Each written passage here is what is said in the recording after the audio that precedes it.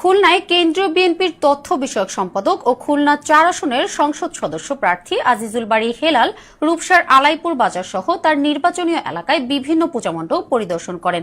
এ সময় ঘাটভোগের নেতাকর্মীদের মধ্যে উপস্থিত ছিলেন রূপসা বিএনপির যুগ্ম আহ্বায়ক হুমায়ুন কবির শেখ, এস.এম. আব্দুল মালেক, সদস্য সচিব মিকাইল বিশ্বাস, চেয়ারম্যান আজিজুল ইসলাম নন্দু, খায়রুল আলম খোকন, শাহজালাল লস্কর, আমজেদ শিকদার, মোস্তাইন শেখ, রনি লস্কর, পূজা উদযাপন ফ্রন্টের সাধারণ সম্পাদক তপন কুমার দাস সহ আরো অনেকেই।